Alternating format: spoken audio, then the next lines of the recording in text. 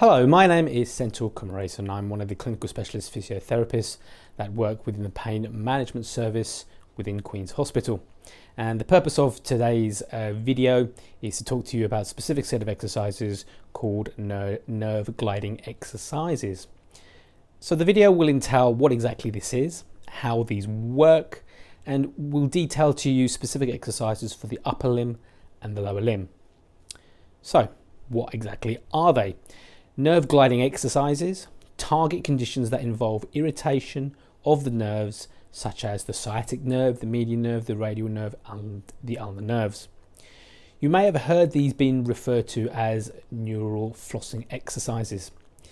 These gently help to mobilize compressed or irritated nerves through a simple set of exercises to help relieve pain and increase range of motion. They're simple and often require no equipment, so people can easily do them at home. There is a variety of nerve flossing exercises that people can do to target different types of nerves in the body within the upper limb and the lower limb.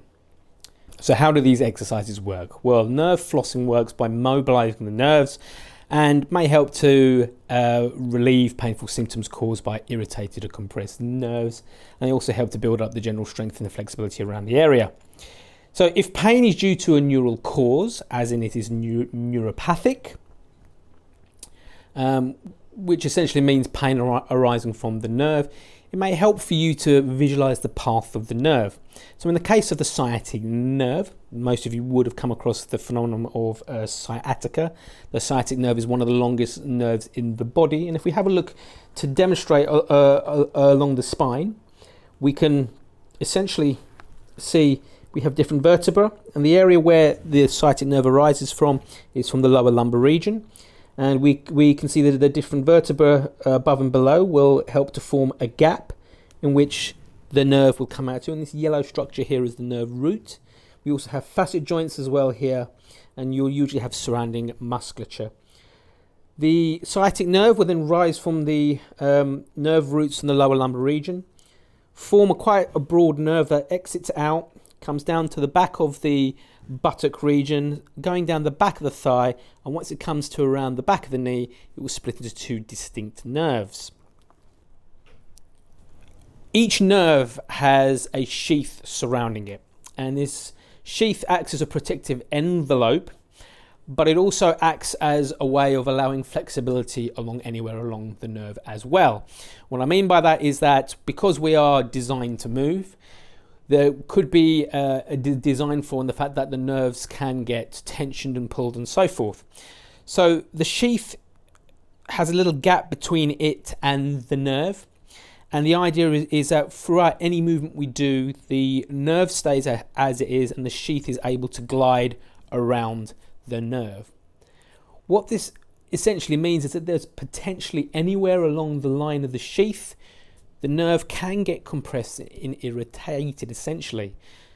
So the aim of these exercises is to promote this gliding movement, to help free that movement at the interface of the nerve and the sheath, and to allow more flexibility within the area.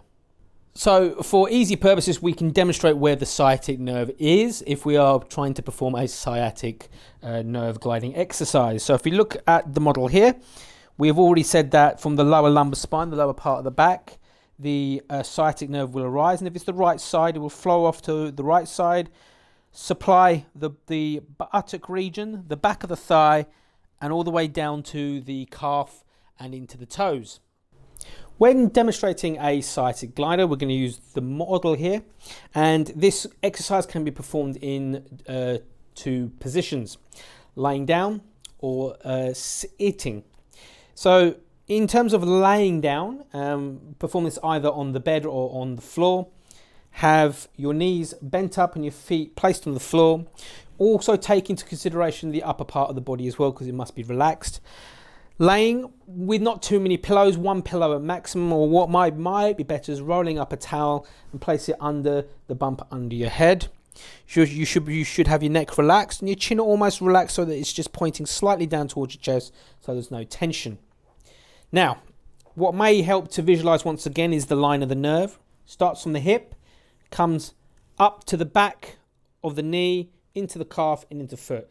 So visualize it as if it's one long piece of string going down the leg to the big toe. The starting position is you bring your knee up to about 90 degrees, place both of your hands behind the knee and just relax the leg then and hold it in that position. This should be the position to start the technique. Now the starting position is then you point your toes to the ceiling. So if we think of that long piece of string, in this position at the knee, the string has no tension, but at the ankle, there is some tension there.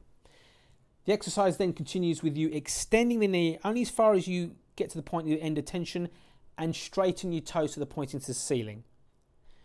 Now, in this position here, you should be only holding it for a couple of seconds. And as you drop the knee back down again, bend the ankle back up again to start back into position. Now, I repeat, please take notice of the knee and the ankle. There is some movement in the knee and the ankle at the same time. So again, we're going to extend the ankle, point the toes to the ceiling, hold for a couple of seconds, and come back down again. It might be easy for you to visualize it that you imagine there is an imaginary wall here. You have your foot always in contact with the wall, so you're sliding your foot up and down the wall. And this should be the speed that you should perform it at, and maximum of around 10 repetitions at most. And once you've done those 10 repetitions, relax the leg back down into position so that you can carry it out on the other side if you have symptoms on the left side as well. Couple of points to note. If you have an increase in your symptoms, be sensible. It means that you're probably taking the leg too far. You can perform the same exercise with your leg a little bit further down so you haven't got 90 degrees. And you place the hands behind the thigh and you can do it in this position so there's not so much of a stretch on the nerve. Or don't go as far as 10 repetitions and just perform half of what I have advised there. But be sensible because the neural structure can be easily aggravated as well. Okay, when performing the sciatic slider in the seated position, try to find somewhere comfortable. I would avoid somewhere like a sofa. Sit on a normal chair or on the edge of the bed. Make sure there's a little bit of distance just behind the knee there.